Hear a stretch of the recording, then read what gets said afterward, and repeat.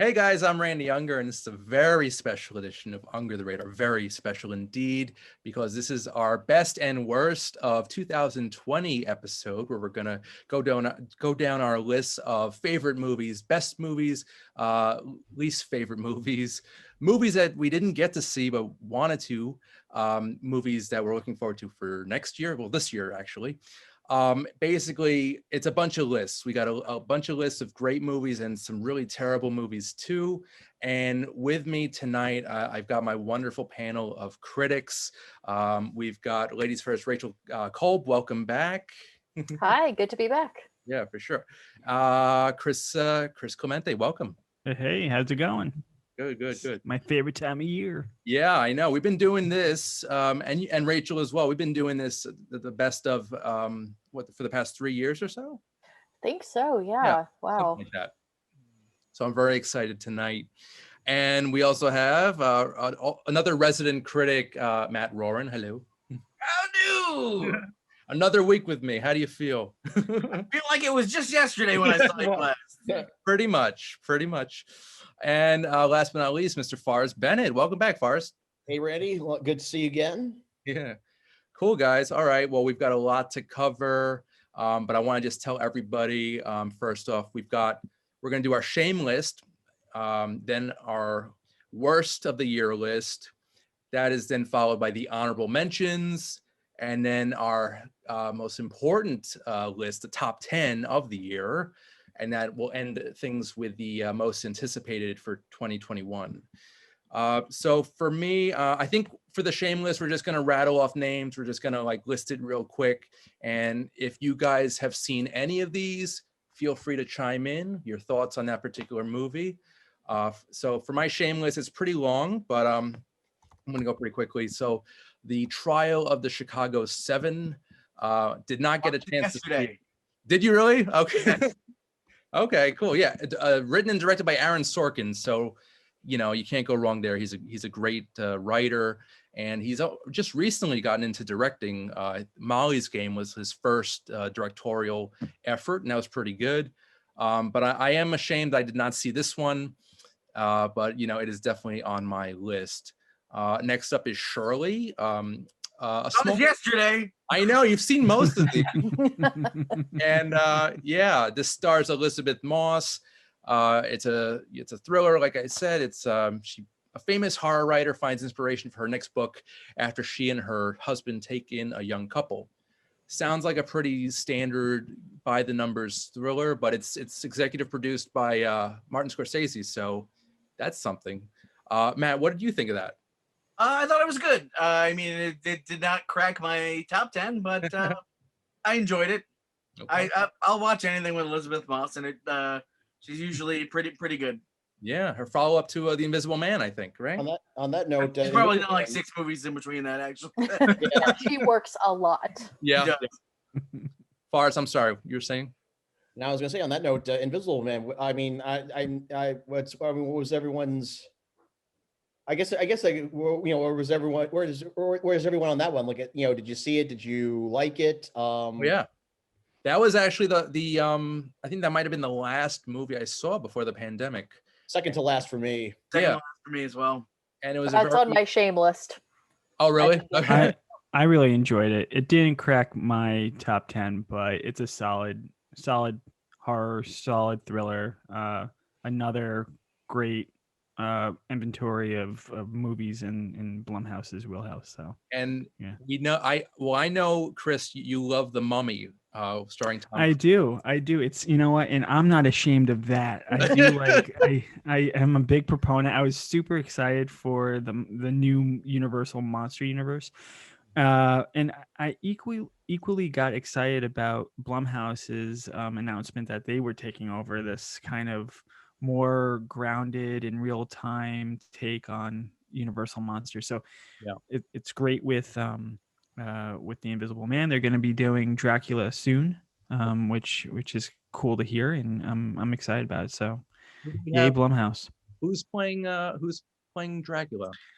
I don't know if they announced it yet, but No, I don't know who would have played it in the other version, but I think from the last Universal Monster um, uh, series, they were going to have Angelina Jolie play the Bride of Frankenstein, which is cool. Interesting. But That's cool. Yeah. that's old news.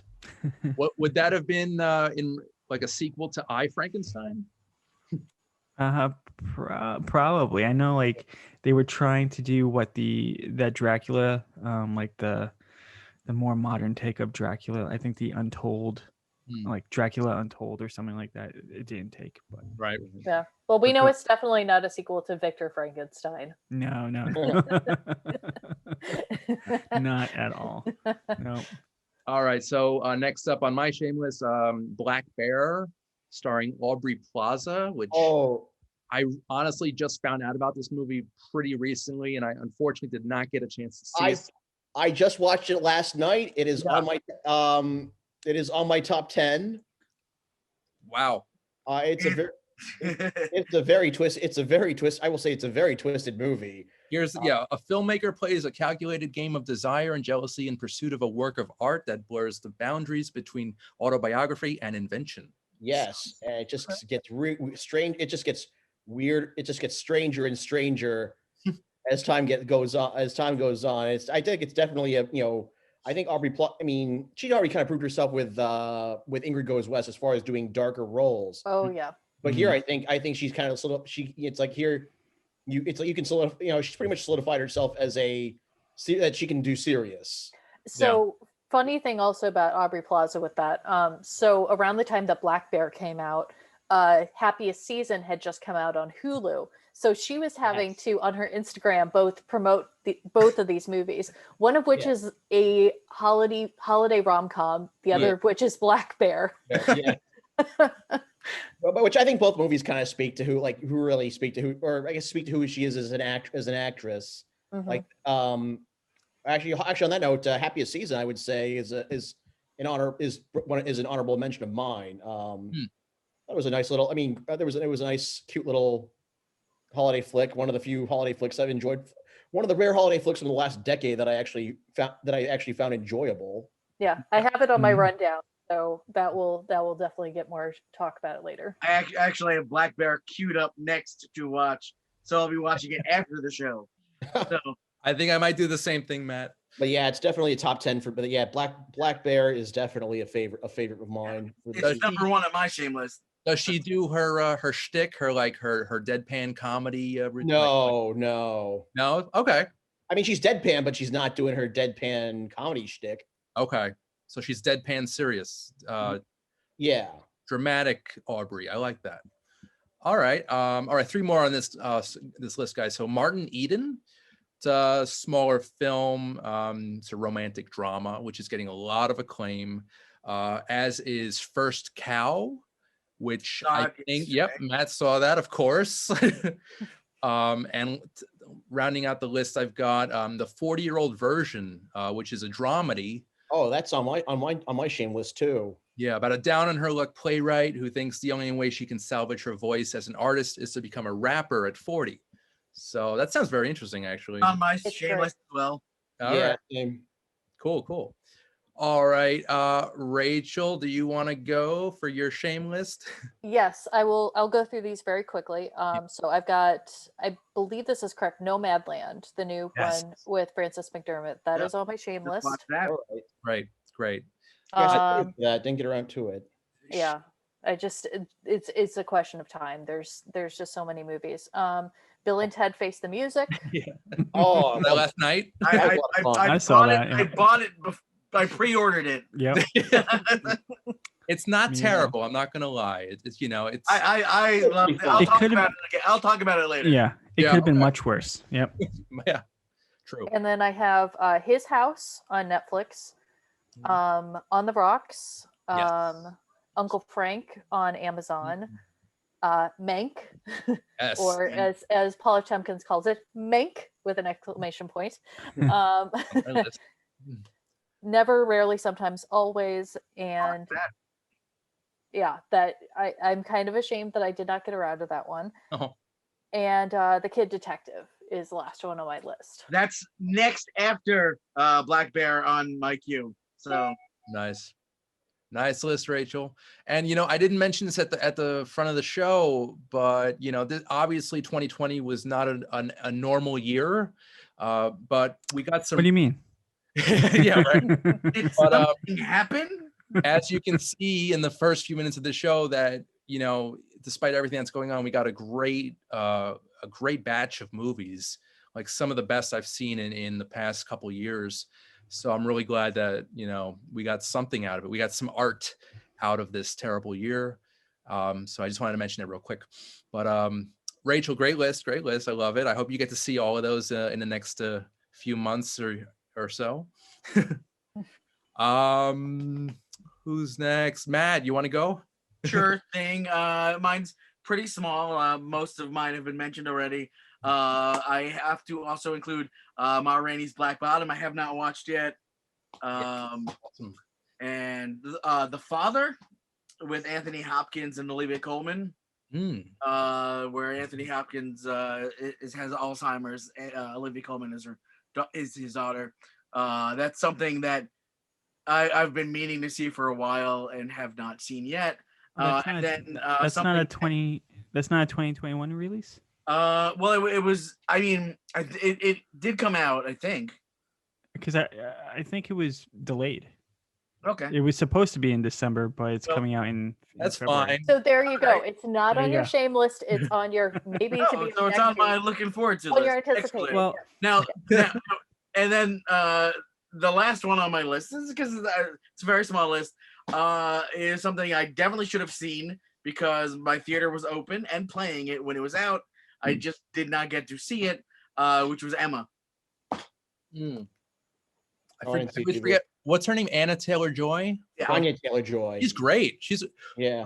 I first discovered her in Thoroughbreds a couple years ago. Oh yeah, I was That's a good movie. The Witch. It was The Witch for me. yeah. She's great. Those eyes are so big. But she's such a. She's in Queen's Gambit. Yeah. Okay. Yeah, and Yes. she was in New Mutants also this year, and I feel like she was in like 5 things this year. So Yeah, she's busy. Mhm. Forrest, you want to go next? Okay, my shame. Okay, so one of mine's already been mentioned here, but the 40-year-old version, Mhm. Borat subsequent movie film, Sound of Metal, which is probably based on the title alone, it should be been something I should have seen already. So those two I reviewed with Randy. Yep. The Last Blockbuster. Oh, the doc about Block. Yeah. Cool. About the last blockbuster in Oregon. Okay. I just added that to my shameless. Thank you, Same Forrest. here. All right, these next two weren't considered that good, but there was a lot of hype around them in their Disney flicks. Mulan and Artemis Fowl. So SpongeBob SquarePants, Sponge on the Run. I'm a fan. You know what? Great show. I will throw out there too. They did a filmed production of the SpongeBob musical, which was released by Amazon. cool. And you can watch it. It's available now. So if awesome. you want to do a SpongeBob double feature, Is it Nice. great, Rachel? It sounds insane. it's really fun because it's basically SpongeBob as done by a weird downtown theater director, but also kind of done almost like my town, our town. So Yeah. like everybody in Bikini Bottom kind of gets a moment to shine, and it gets a bit of a story beat with it. So Cool. it's definitely a lot of fun. All right. Check that out. All right, and then my last three: Tesla, I actually saw that today. It was really, really good. and Antebellum. Mhm. Which Just watched that like 3 hours ago. Really, was it? Was it any good or? I absolutely loved it. It actually it managed to make me move some stuff around for my top 10. Wow. All right. Oh wow. Yeah, because I'm part of this horror movie meetup group, and we were thinking about it, but then we changed our minds because we saw some reviews for it, and we got cold feet. So I kind of I loved it because it was kind of like Get Out meets The Village, and I don't know, it was just done really well, Add that to the list. and then The Nest. which I also reviewed with We Randy. reviewed that. It's a little dull, Forrest. I'm not gonna lie. All right. It's you a slow burn. Yeah, I mean it's a pretty good performance by Jude Law, but other than that, other than his presence, there's really not a lot of meat to it. Right. So, but proceed with caution. It's not a great film, my opinion. All right, Forrest, is that your shame list? That's my shame list. Nice, I like it.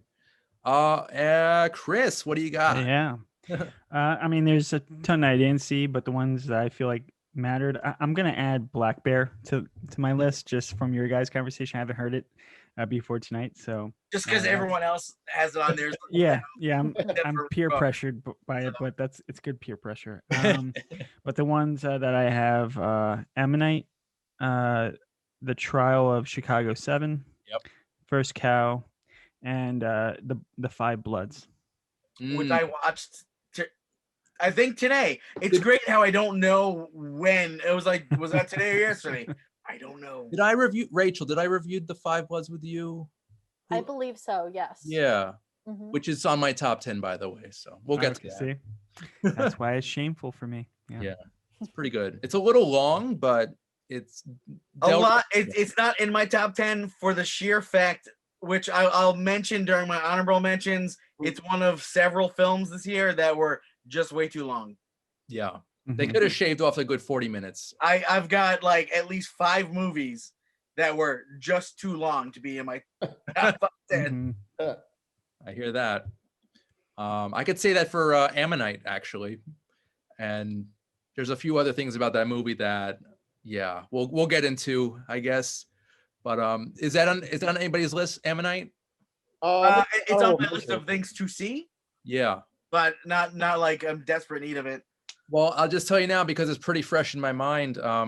It's got Kate Winslet, it's got Saoirse Ronan, fantastic actresses, but there is a bit of like softcore porn.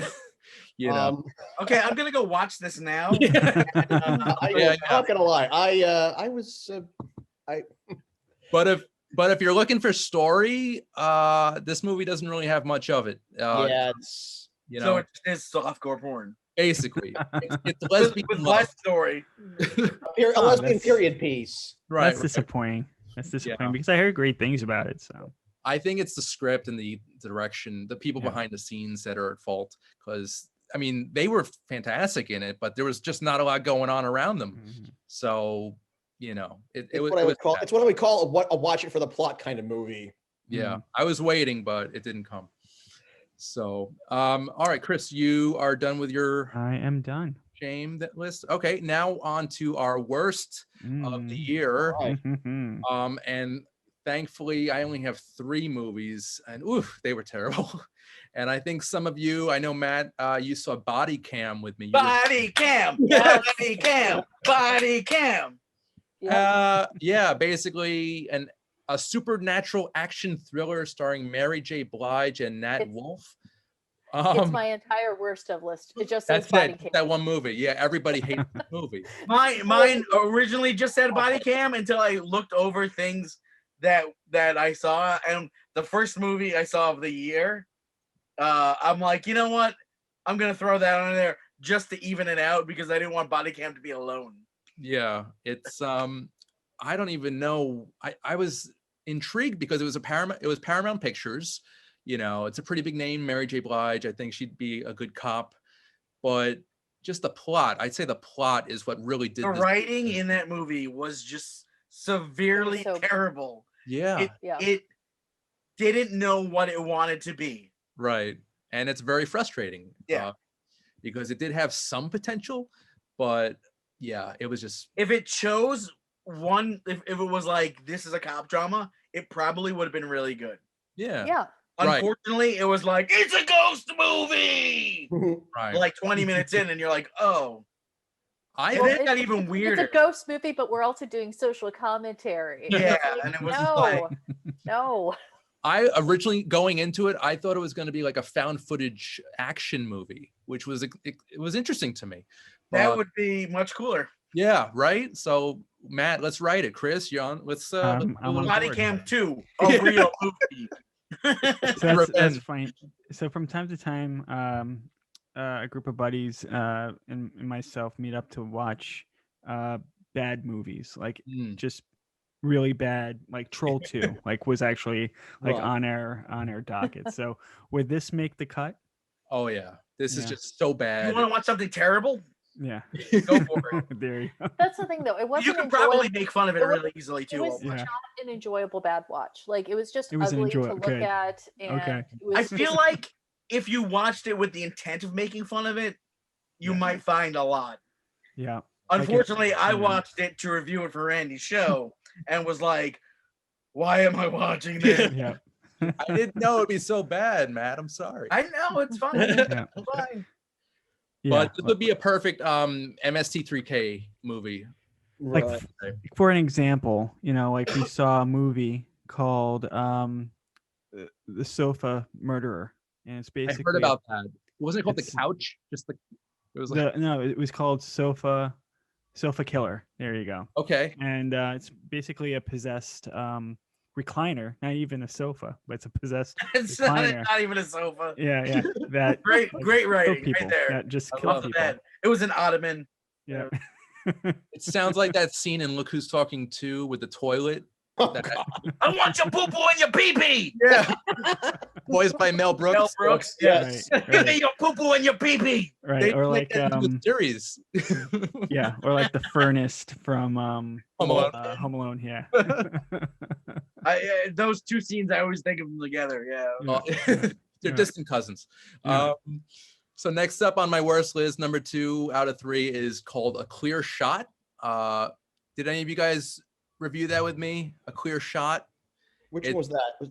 It's Mario Van Oh Peebles. yes. I was considering putting that on my bottom 10. Oh God, it was so poorly made. It was just this very Yeah. low budget action I movie. didn't watch that one, did It was I? pretty blank. It was just a very. Oh my blatant god, movie. I did! That movie was terrible! Yeah, the hostage situation and Oh the my god, we reviewed Yes, that. It was we terrible. did. it's bad. It's bad. So yeah, There that's we go. It's also on mine. there you go. It was so bad I forgot about it. Oh yeah, you know what? I think I might switch it out. I might switch it out with a movie on my top. That's already my bottom 10. What was that called? It was. Oh God, it's so forgettable. I'm already forgetting the title. But It'll come to you. But Yeah. I'll round out the list with a pretty recent terrible movie, Jujitsu with Nicolas Cage. oh Yes. yes, Aw, man. Yeah, that movie is so Yeah. bad. It such was a terrible waste of Nicolas Cage and Tony Jaa. Yeah. I love Tony Jaa. Love Tony Jaa. again. Does he at least do script. some good martial art scenes? I mean, the fight choreography was pretty good. It isn't filmed well though. Like that's Ah. a big problem with it. That's It's like shame. a low budget direct to video. Just really, it was. Love on I the was back, yeah. very disappointed. Oh man. It was just one of those Nicolas Cage paychecks. Just like Yeah. sad but true. Randy, could you do an impersonation of Nicolas Cage in this movie? In jujitsu. Yeah. Yeah, so there's a lot going on in this movie. I'm very proud of it. I don't know what to say about it, but it's awesome. Nicholas, what about the paper hats? The paper hats that your character randomly has. Oh yeah. Well, that was just a choice I made artistically, and I think it benefited the film very well. So, It was honestly the most memorable part of that movie. yeah, yeah, it was pretty bad. And he showed up like half an hour into it, I think. Oh, wow. So, yeah, it was just so sad. Mhm. But all right, who wants to go next for their worst film? Yeah, I'll go. Cool. Okay, if we're doing the bottom 3, going from top to bottom, Fallen from Grace. It's a Tyler Perry movie. It's about an older woman who is getting into a relationship with a younger artist, a younger guy, only to find out that he's conning her. And it's laughable bad. It's cringeworthy.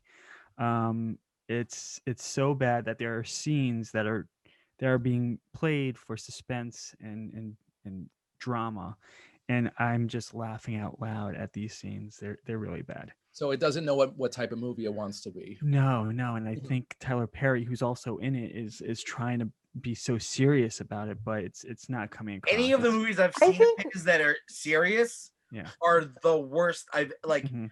he is so bad at drama. Yeah. What was the cop movie he did a couple years ago? Body Alex cam. Cross. No, I'm just kidding. Alex Cross. I think that. Yeah. Alex Cross. His drama is just not good. Yeah. Yeah. I think that was infamously like the movie that he made in like just like a few days. Like he made it in like a week or something. He made it in a few days, and it was also like the benchmark movie to use for COVID protocol. Like it was he kind of wanted to pull it in. A, he has his own studio now. Mhm. B, he wanted to kind of represent the Black community by being the first out the gate to do like a legit protocol so that the community can continue to work. And But did he yell at anyone like Tom Cruise? no. Well, he actually dressed up like Medea. Medela. What? Medea. Medea. There you go. Oh And God. that's how he yelled at them. Yeah. But anyway, so it's avoid it if you can. And then the last two, Mulan. I did not like Mulan at all. I have an issue with some of the Disney remakes, the live action remakes. This one almost plays, verbatim to the film, minus Eddie Murphy's dragon, and I did not like. I think I fell asleep, in parts. I just didn't like it at all. I think I could agree with you. I didn't see Mulan, but in terms of the Disney live action mix, Beauty and the Beast, and Beauty and the Beast was a shot for shot. Lion King was a shot for. I just don't get it. Like if they're gonna go that route, you might as well just watch the animated version. Oh, you know, Okay, but have you all watched Pete's Dragon? Because yet. Pete's Dragon is No, legitimately not good. yet. No. is that It is a complete. It's I- like one of those I- things I- where I- I'm Jungle such Book. a fan. Pete's Dragon is one of my all-time favorite movies that I kind of like was like, I'm not watching the new one. Mhm. Okay, but I'll it's by eventually the it's by the director of Ain't Those Bodies Saints. Okay. It's Oh. so good. It's beautifully shot. It's a completely different type of movie from the original movie. It's not a musical. It's like very much a family drama, and it's one of those types of movies where there isn't really a villain. Like even the person that's the villainous character isn't a bad person. They're There trying no, to do the best that they can. Just There's no Hillbilly hillbillies Family. with bad teeth. what's up? There's no hillbillies with bad teeth. No. Yeah. Or A dragon. I swear I saw a dragon. or snake oil. Or I was gonna say, or snake oil salesman in top hats. Yeah, played by Jim Dale. but when it comes to live action Disney movies in recent years, 2015 Cinderella, directed by Kenneth Branagh. I Very, saw very- that they showed it in theaters like last year or whatever, and It's awesome. I've never seen it. I It's- brought my kids, and I was like, "Holy shit, this is incredible!" It So was it's- really good. It's very random and rare, but It blew my this- mind. Disney can pull it off sometimes with their live action. Yeah, and I enjoyed Aladdin. I thought there was some Mm, uniqueness Was all there. right. yeah. And then lastly, bottom of my list is Dr. Dolittle. I don't. I was actually looking forward to it because I figured Robert Downey Jr. could really pull it off, but they spin this off with like it's not even. He knows that he's born with disability. He's not like he didn't acquire it, and his English accent or whatever it was. I don't get it, and I don't get why this movie exists. But it And was it was scored by Danny unfortunate. Elfman, so that's something. Yeah. Okay. Yeah. There- I didn't see it because my daughter saw it on a field trip with her school, so Yeah. it was something I didn't have to. no, And it was just like, all right, other two kids, you're not gonna go see this. yeah. Yeah. It was dull. It was dull too. It's I mean, I try to when I'm watching kids movies like that, I try to put myself back in my younger years or now like, oh, like is this something that I would love to show my son when he's old enough? And like this, I'm like, no, it's like I would rather have him see the Eddie Murphy version of it or Yeah. or the Jerry Lewis version of it for Yeah. that matter. Yeah. Definitely. I was gonna say it joins the tradition of big budget, very bad big budget Yeah. Doolittle adaptations. Yeah, because yeah, there's the yeah. musical. Yeah. That's so true. it's basically he does like a Brit like a Sherlock Holmes accent, like it's basically that character. Yeah, it felt like that. Yeah. It's been a while. It was like one of the first 2020 movies I saw this year. I forgot a lot about it, but they went for a different angle, and I don't know why. probably because it's been done so many times and they need to find some new angles towards it, but it's not worth it. Gotcha. Did everybody go for the worst list? Or- No, I haven't yet. That was just me and Chris. Oh Yeah. God, we got a lot of ground to cover. Yeah. Okay, Rachel, you want to go? My entire list was just body cam. Yeah. And I'll say jujitsu also. So you can move along. Okay, great. All right. So, Yeah, Forrest. Sorry. all right. So, okay, my bottom 10. Okay, so now I remember. Okay, so this movie was so bland. So bland I quickly forgot the title, but now I remember. I now remember it. Clear Shot, number 10. So counting down from 10 to 1. A Clear Shot. Confessional. It stars a bunch of ex-Disney Channel actors as a bunch of college students who what happens is after two mysterious deaths at a college on the same night, 7 students somehow connected receive invitations to a confessional booth hidden on the campus. Their confessions slowly unveil the truth behind not only the deaths but the booth as well. And the whole thing takes place inside this confessional booth. Okay. The whole movie? So it's like Pretty Little Liars meets phone booth. Yeah, meets Unfriended. But yeah, it was not. But yeah, that was pretty. Yeah, that was not really good. That was not very good. Next is Jujitsu. Waste of Nicolas Cage and Tony Jaa. Very. I don't know how to put it. Yeah. The New Mutants, and then the New Mutants. I feel like the X-Men Fox's X-Men franchise should have ended with Logan. I'll put it that way. That's great. It was I just agree so. with that. Yeah, it's just it was just very underwhelming, and I think, and I felt like the idea of doing a more horror-oriented superhero movie had some potential, but it was just it was wasted on poor direction, on like poor writing and directing. Yeah. After that, the Jesus Rolls. Oh God, yes. Yes. I'm so mad. Yeah, God, I remember we shredded that one. That was so terrible. Oh my God. So much potential. I forgot about it. I think the lesson learned from here: don't make a follow-up to a Coen Brothers movie without the Coen Brothers. Here. Wow. That's the biggest takeaway I took from it. That's the biggest thing I took away from it. After that, okay, so and then Fantasy Island. It wasn't so. I didn't think it was that terrible. I enjoyed it. It was dumb. It was was dumb. It was what I expected from it.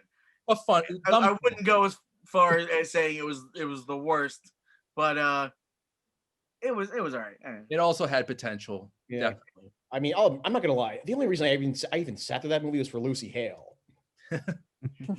I know you've mentioned her before. Yeah. Yeah, she's a celebrity crush. After that, okay, next is The Lodge with Riley Keough. How do you say her last name? Keough? Kehoe. She's Elvis's granddaughter. Huh. I'll admit it's a slow burn movie. I thought at first I was getting into it, but the ending just ruined it for me. Same here. I think I saw it like a couple days after you, and you pretty much told me off the bat, like, and then I was like, Forrest was absolutely right. Yeah. It started off like pretty good, and then pretty interesting. By the end, I was just like, this sucked. It's one of those things where honestly the whole thing could have been avoided if the characters weren't such assholes to each other. Yeah. And then next I have the Valley Girl remake. Yeah, that was sad. Very sad that it was so awful. That's a good way to play it. It was just sad. Yeah, it was. Completely unnecessary. Right. Yeah, no point.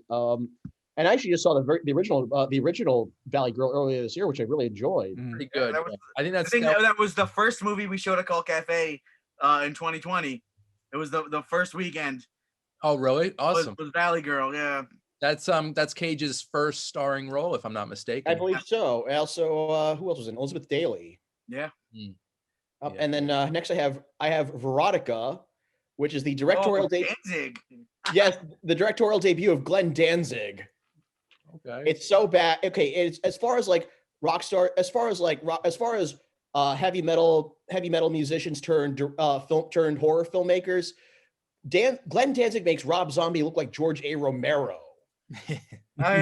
Speaking of, I noticed that I have not seen them, but I saw on Facebook 2 movies, one directed by the clown from Slipknot and one directed by Corey Taylor of Slipknot, came out, I guess, recently. Oh my God. like- How were they? Well, I don't know. Like, like what is happening? All right. And then go ahead, Nat. Forrest. You go. And then my number one, and then my pick for worst of 2020, The Night Clerk. Oh yeah, we Which reviewed. we reviewed with Rand. Yes. Yeah, as someone who is on the autism spectrum myself, I was really put off with how they portrayed it. Yeah. And I should mention that I did work that some people who worked on this movie, I worked with them on another production, and I mean at the time I was like I was acting a little apologetic, but now I'm going to straight up say to the people I know who worked on this movie that I've worked with in the past, I am very disappointed in all of you. Yeah. Wow. But the For actor who the lead actor, I forget his name. was it Ansel Elgort or something? Yeah, that's it. Yeah, from Ready Player One. Yeah. Yeah, again, it's the script, it's the director, it's mostly the script and the choices that the writers made to. And I'm sorry that the movie offended you. I didn't know it was going to hit a nerve like that, but yeah, it's on your worst list for a reason. So there you go. Right. So, Matt, yeah. I mean, mine was Body Cam, and then the first movie I saw this year came out on January 3rd. Was The Grudge. Really? That movie was just so unnecessarily bad. I don't know. I mean, it hasn't even been 20 years since the original came out. Yeah, and it was just Grudge. Yeah, you said it came out like about a year ago.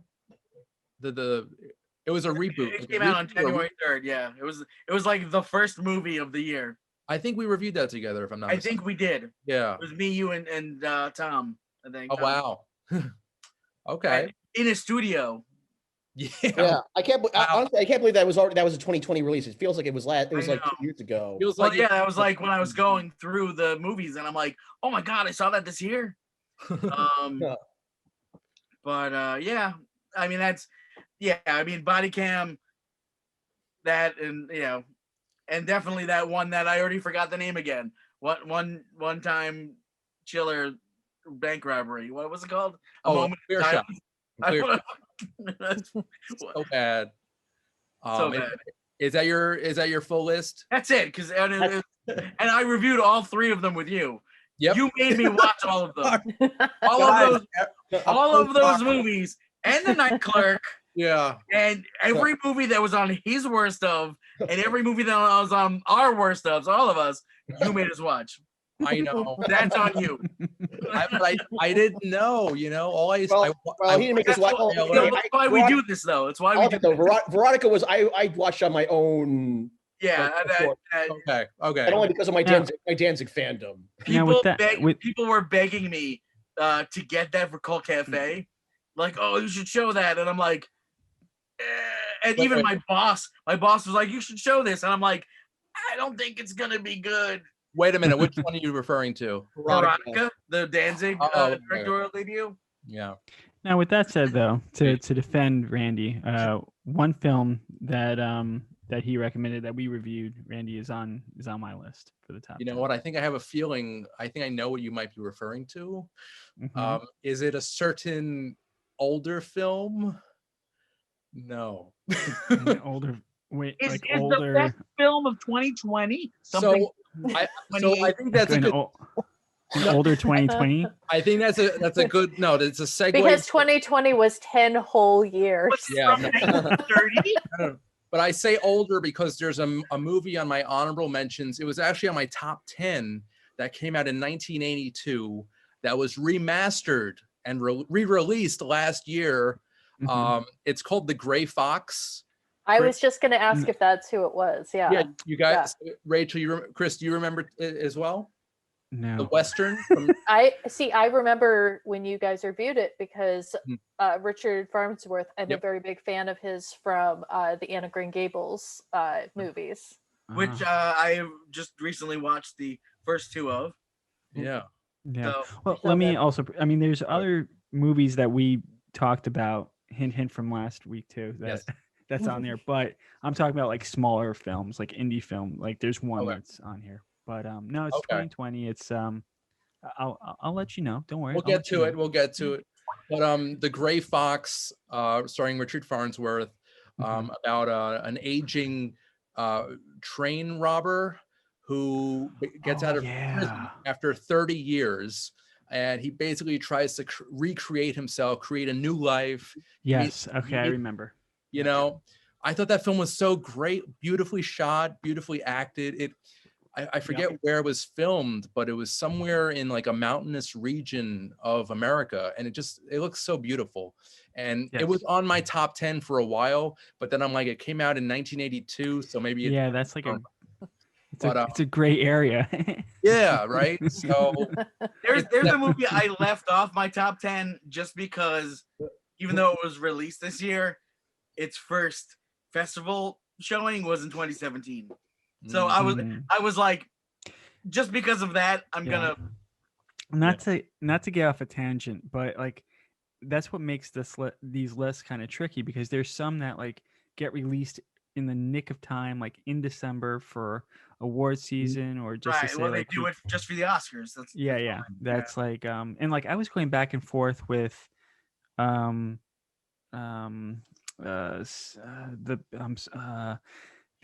Billy Crystal one. Oh, the standing up. Because if I saw it in 2020, yeah, some places mark it as a 2020 film.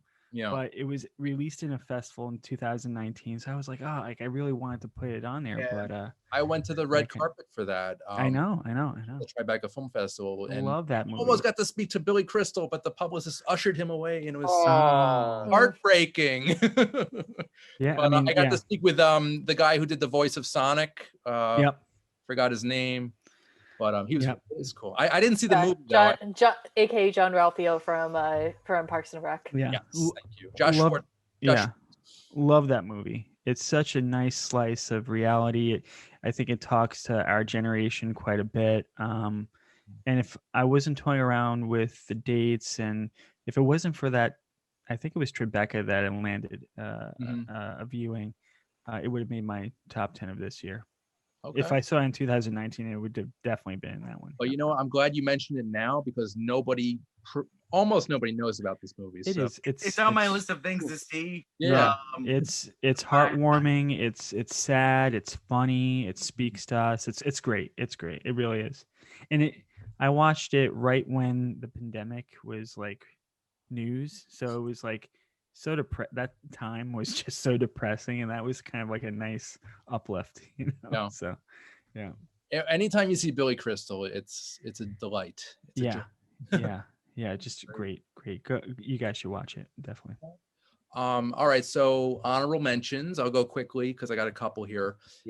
I think most of you or some of you have seen this, but I saw it yesterday, Pieces of a Woman, with Vanessa Kirby as basically a woman who goes through a home birth, and there's some complications. So she loses the baby, and it's basically about the fallout of losing the baby. Shia LaBeouf plays her husband, who's kind of rough around the edges. And I love Shia. I think he's a great actor. So he takes chances. I give it to him. Like, I know he has a reputation, but that guy, takes chances, and if he can stomach it, I think he nails it. He kind of swings for the fences type of guy. Yeah. I'm always interested in seeing what he is involved with. Because, And also, speaking of that movie, the speech that Ellen Burstyn gives at a very pivotal moment in the story, she actually improvised that story. There was something else written in the script. They had done a take of it, and they realized it wasn't working. And she said, why don't I just try going off the cuff, basically? And the fact that that's what she came up with, I mean, that just speaks volumes of her as an actress. Great actress. Even at her advanced age.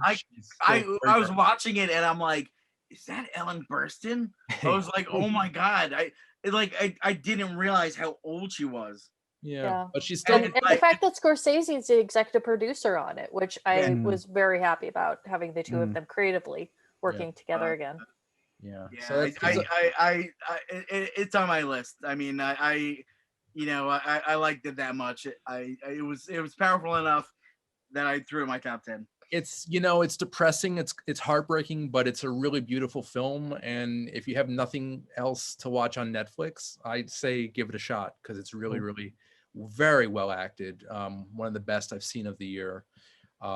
And I could say the same about this next one, The Three Christs, which Matt Roren, I know you were. That's the one I was talking about. That it did Toronto in 2017. It probably would have been in my top 10 had I chose that.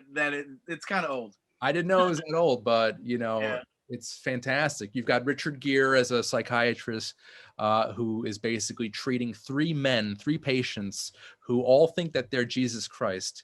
And I mean, you would think it's a comedy, you would think it's even a dramedy, which it kind of is, but it leans more towards drama, actually. And again, it's very it's kind of serious in some points, and very And those Christs. I mean, come on, that cast. Yeah. Peter Dinklage, yeah, you've got Peter Dinklage, Walton Goggins, and Bradley Whitford as the Three Christs. Oh yeah, I think I saw something. I saw a poster for that yesterday. A smaller film, not a lot of people know about, but it's very, very. It was one of those movies that I was so looking forward to seeing in cinema, and then we closed down. So it was like I know. You can find it on Amazon Prime for those who are curious. And next up is, I think, a very overrated film, but it's still worthwhile. Tenet, the sci-fi action film directed by Christopher Nolan. I agree. It was a pretty entertaining movie, but I feel like it's not even one of Nolan's best. Oh no, not by any stretch. No. Yeah, I enjoyed it. It's not in my top 10. It's on my abyss. Yeah, my list of movies I saw. Yeah. It's a shame, because I think it would have scored more points if I saw it on a bigger screen. True. I was lucky. I actually did see it in theaters. Wow. So wasn't Nolan like very adamant about people have to see this on the big screen? Yeah.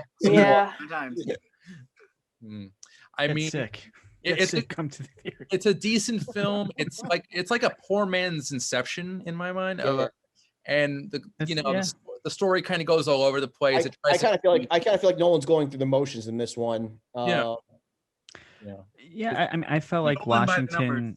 Yeah, I felt like Washington was not the best actor for the movie. I felt like his acting was very dry, and I felt like there could have been more play between him and Patterson, and I didn't feel like there was any chemistry. Do you have another actor who would have been better in the role? Denzel. Yes. Daddy. Leonardo DiCaprio. Okay.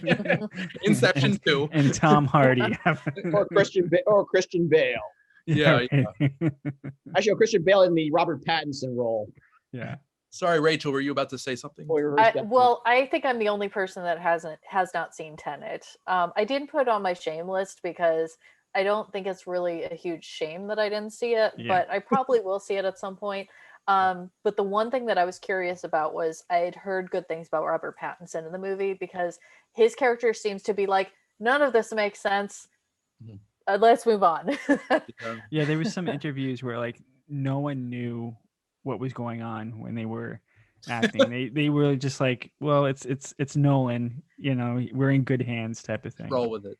And there's a funny interview story where Patterson called in sick one day so that he can go to the Batman audition, and Nolan called him out on it. He's like, "You're not sick, you're going to Batman."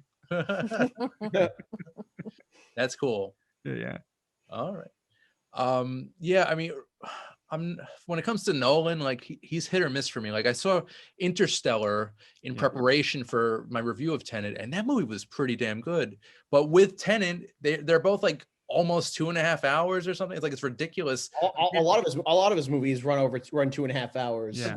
You don't need that much time to tell a good story. I don't get it. So yeah, I don't mind that nowadays, especially when we're not going to theaters and we're resorting to streaming, and like the common thing now is to charge like $20, uh, for a rental. Like I want to get my money's worth a little bit, so I'll take the 2.5 hour movie. And Why not? Forrest, I think you've gone to a couple of movie theaters recently, right? Yeah. Is the price, is it the same, or is it increased? The price for movies? Yeah. I would say it's about I would say it's about the same. It's about the because usually most movie theaters like around here on Long Island are about the same. I would say they're about the same. About the same? Okay, I thought they might have like hiked it up a bit. I'm on the A list still, so Yeah. so I The AMC A list. I'm not paying for. I'm just going to the movies. I'm not. Yeah, I have Yeah. AMC. I have AMC stubs, so Yeah. Yeah. So I take advantage of my points when I can. yeah. All right, cool. So let's go through this. Next up is Palm Springs on my honorable mentions. I just saw that this morning. Yeah, it was pretty good. I feel like your honorable mentions, most of them are just gonna be my top 10. So Oh man, I can't wait to hear it. I feel like that movie's been overhyped and overrated for me, at least. Like, it's in a lot of people's top tens. Like, it's Yeah. critically acclaimed, and I don't know why. It was good. I enjoyed it, but it's not. Yeah, it's a fun Yeah, one.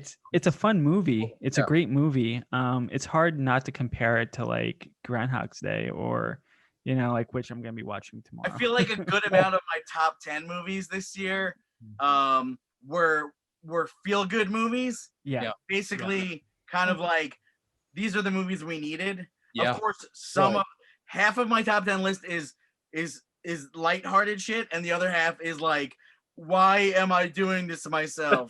Right. So Sounds accurate. That sounds very accurate for mine. I would say most of my top 10 just play to my usual interests. So Mhm. All right, I'm gonna go through the last couple. This is like one of I think it's my only documentary. It's called Red Heaven, and it basically chronicles the life of a group of scientists who are living in kind of like a biodome type of thing in the desert. Polly Short. Yeah, no, I wish. Stephen Baldwin.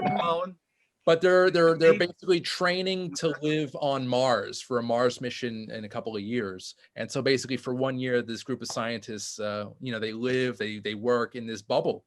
And it was very, very well made. And I thought it was very, educational. So yeah, that's Red Heaven. So check that out if you can. And I just saw this one the other night, Nomad Land I know, Rachel, I think you mentioned this as one of your shameless. Yep. Great performance by Frances McDormand. I see a couple of nominations in her near future. So yeah, she plays basically, she doesn't say homeless. She just says Houseless. and basically she lives in a van down by the river. No, I'm kidding. Nowhere. A van in the middle of nowhere. And she basically travels from parking lot to desert, and it's really good. I highly recommend it. The Gray Fox, which I mentioned, and rounding out the list is something I saw this morning, which I think Forrest, you mentioned, Tesla, starring Ethan Hawke as Nikola Tesla, the famed inventor. This was a fantastic film, one of maybe Ethan Hawke's best performance in my mind. That and Reformation from last year. I was just going to ask, is it better than Reformation? Because that was so good. First Reformed.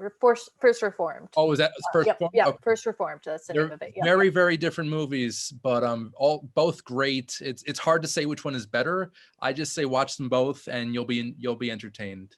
So that's Tesla, rounding out my honorable mentions. Chris, you want to go? Sure. I'll just do 3. I'll do 11, 12, 13. So going up. So 13 on my list is Onward by Pixar. I really enjoyed it. I mean, it's a feel good, heart gushing movie. I think it's a different spin that we've seen in the echelon of movies that Pixar does, and I really respected the brotherly bond. Having an older brother myself, I feel like they kind of nailed it, and still playing true to the broken family tie of Disney. So I thought it was really good. Next is The Trip to Greece. I love that movie. during the pandemic, I binge watched all the Trip movies. Yeah, we discussed that on one of the previous shows. Yep. It's those movies. Since watching it, I've been referencing them all year. You know, Is this the third or fourth, Chris? this is the fourth. Fourth, Yeah. So wow, cool. there's let's see. There's the Trip, which is Italy. based in England. Yeah, Then Spain and Italy, I think. Spain, are the other Italy, two. and the Greece. third Yeah. one. So it's I think it's the lesser of the group. Maybe what was I think maybe Spain was probably actually my least favorite. The Trip is actually my favorite. There's some really good lines in there that we should review it one day if you want to do a retro You want to show, do Randy. all the trips? Yeah, that would be cool. We'll all do our best, Michael Key. I love. Yes. Yeah, that's Yeah. It's just it just feel good, and Greece looks awesome. I've been to Greece, so it was kind of like nostalgic just to kind of revisit it. So that's good.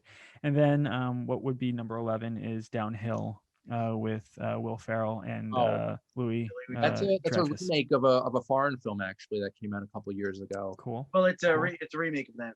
Yeah. Yeah, it feels like that. Like like Untouchables was a remake with Kevin mean Hart. Untouchables? And yeah. Intouchables, yeah. So yeah, it has that feeling. But yeah, I just think it's a great concept. Yeah, it's fun. Like, what would you do if your partner, did something like that? And then could you see them the same way? And I thought they handled it beautifully. I thought it was really funny at times. I thought it was, really kind of dramatic in like almost a suspenseful way where like you were like, will they get back together? Won't they get back together? Will she ever forgive him? And I thought, Will Ferrell, I kind of like when he does more dramatic spin to things. I think he's good in that range. So That all I was a big started. fan. What was the film he did? His first romantic. Stranger Than Fiction.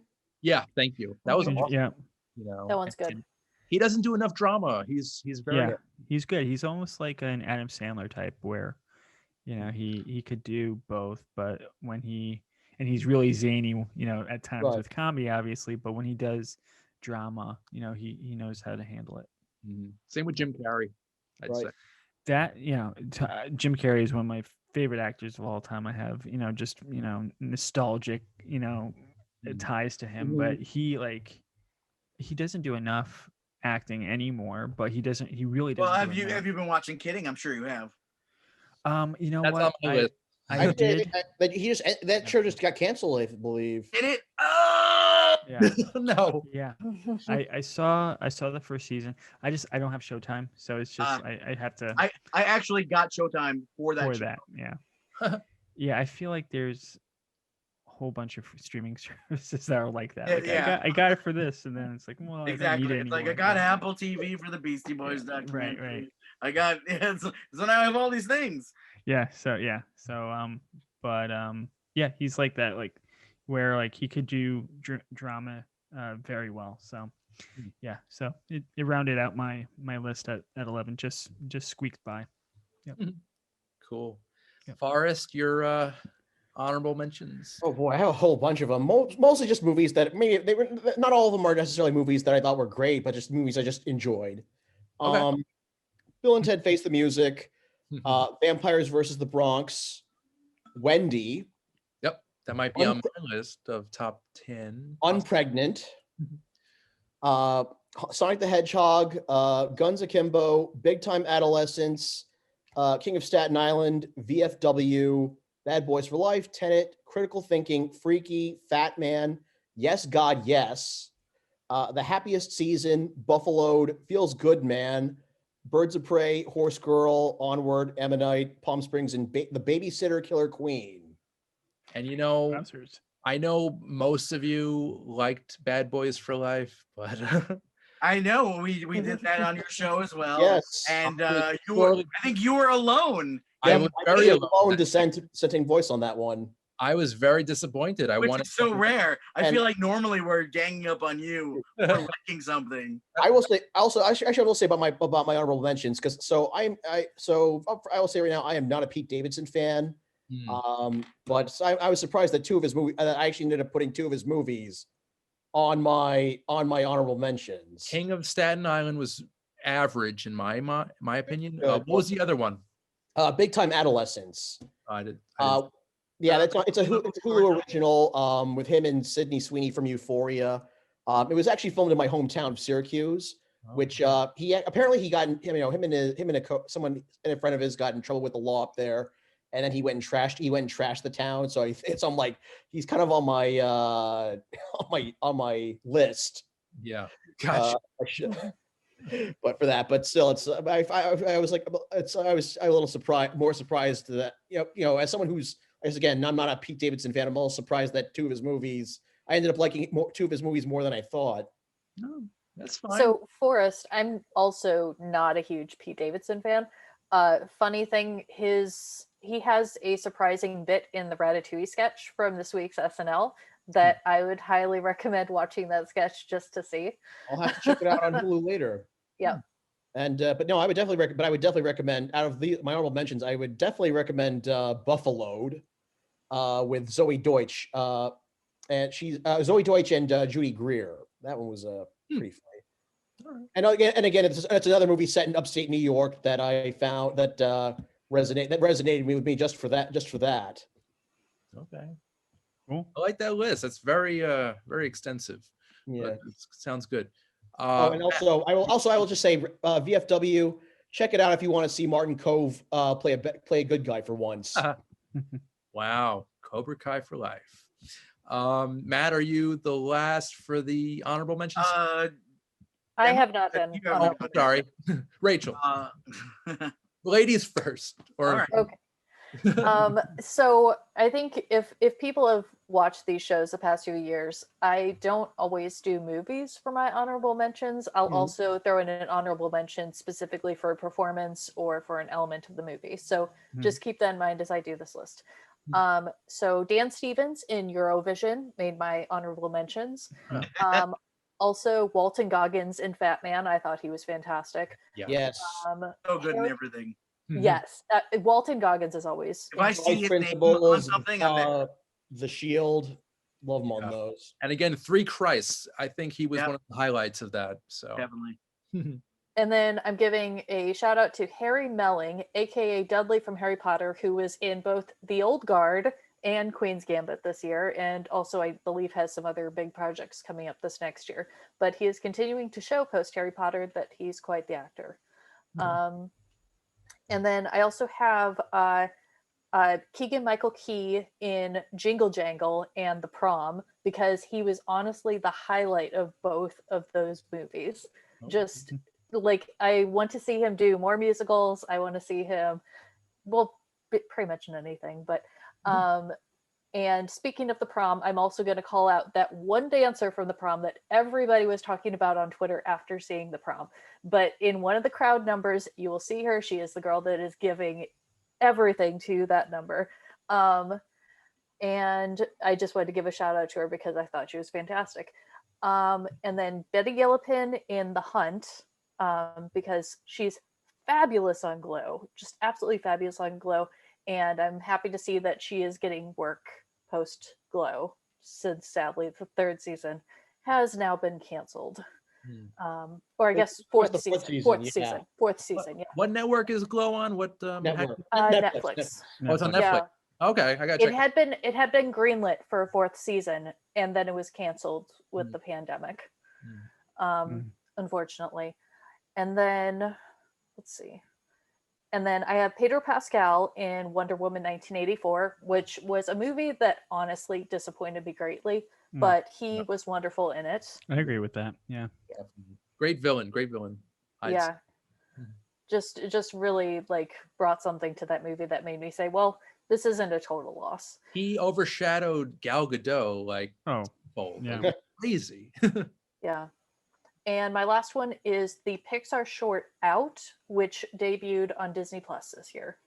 What was that about? I did not see. So it's basically the story of someone coming out to their parents, and it involves a dog and it involves body swapping, and it's very funny and very heartwarming. Sounds like a movie that's on my top 10, also by Disney, Pixar actually. But we'll get into that in a few minutes. Cool. Great. What platform was out? What platform is out on? Disney. It's on Disney Plus. Yeah. Yeah, check that out. Cool. Matt, you are up, sir. All right. So I got The Climb. I don't know if anyone else saw that. It's a comedy about this guy and his best friend who is like a bad friend. He basically tells him after he gets engaged, he says, like, oh, I slept with your fiance. And then it escalates their relationship of this like just the worst best friend and how he's been ruining his life. And it's a team of writers. I'm not familiar with their work at all. They are Kyle Marvin and Michael Angelo Cavino. Besides that, I don't know anything else they've done. But also George Wendt is in the movie, Oh, really? as well as Todd Barry. Those are like the only people I knew in the movie. But it was a lot of fun. I would also, on my honorable mentions, News of the World. It came very close to making my top 10, but just got kind of stuck out there. The Croods, New Age. I was surprised at how good this movie was. The first one I thought was like okay, but this one was like really good. It's just a really good, fun movie. Is Nick Cage awesome in the book? He is. He's incredible. He's much beyond jujitsu in that. Yeah. Next up is The Lie, which is an Amazon film. Basically, with what's his face? That guy. It's me. No. But anyway, it's about a family, and the daughter kills her best friend, and then it's like a whole to-do, and they lie about it, and that's why it's called The Lie. Next up is The Lovebirds, which that was funny. That was funny. It's just like one of those things where this was on my top 10 until this morning. I just love stupid fucking comedies. And like good, heartfelt, dumb fucking shit. It was like a redo of Date Night, but better, Yeah. It's just like when you have a couple going through a bunch of shitty incidents in a row. Love it. Yeah. Next up is Freaky, body swapping fun. That was pretty fun. Yes, that was fun. I definitely enjoyed it. Not as much as I did the Happy Death Day films, but still enjoyed it a hell of a lot. Next up is The Three Christs. We already discussed it. I decided because of its 2017 Toronto Film Festival release, I didn't put it on my top 10. Next up is The King of Staten Island. Did not make my top 10 list for the same reason that no Judd Apatow movie makes my top 10 list. They're always a half hour too long. Yeah. A comedy should not be over 2 hours, ever. If you're I making would say Judd Apatow needs to his editors need to rein him in. Yeah, it's like stop editing your own movies or whatever's going on. 90 minutes, you're out. No, none of this 2 hours for a comedy. I mean 2.5 hours for a comedy. Mrs. Doubtfire is the exception in that. Was that movie over 2 hours? Still too long. 15 minutes too long. I don't know. Mrs. Doubtfire didn't feel that long. But I'll take a 5-hour Marvel movie. I would gladly take that, but I do not want to see a 2-hour plus comedy. Next up, Trial of the Chicago 7. It is awesome. I'm so bad at remembering people's names. Borat, Sacha Baron Cohen. Sacha Baron Cohen is so fantastic in this movie. I just, it's just it's a lot of fun. It's cool to see. It's a good story. I'm glad they made it. I'm glad I watched it. Next up is The Five Bloods, which I thought was an incredible movie. Also, just a little bit too long. Yep. Next up, Sacha Baron Cohen once again. Borat subsequent movie film. This movie was exactly what we needed at exactly the right time. It made me laugh. I loved it. It was in my top 10 until this morning. Next up, I'm Thinking of Ending Things. Watched it last night. Charlie Kaufman. Boy, I love him. This one was it was Charlie Kaufman, so it was trippy and everything. but just didn't make my list of top 10. And then rounding it out, the movie I just finished watching right before we started this, Becky, Kevin James as a neo-Nazi, Oh, a home invasion horror film. oh, I think I saw a trailer for that. Sounds different. Yeah, it basically like Home Alone, except she's not alone. It's like a Lucky. family who goes to a house. Joel McHale plays the dad, and basically he's letting his daughter know that he's proposing to his girlfriend that Becky does not approve of. And while they're there having a good time, Kevin James, with a big swastika on the back of his head, escapes from prison with a bunch of his friends to get a key from the house that they're staying in, and it becomes a crazy home invasion film. Wow. And that rounds out my honorable Wow. mentions. Becky, that sounds, I might watch that this week. It sounds good. Cool. I got it on DVD at Walmart for $3.99. Uh, Thank you for that. Yesterday. I was like, I need this. Yeah.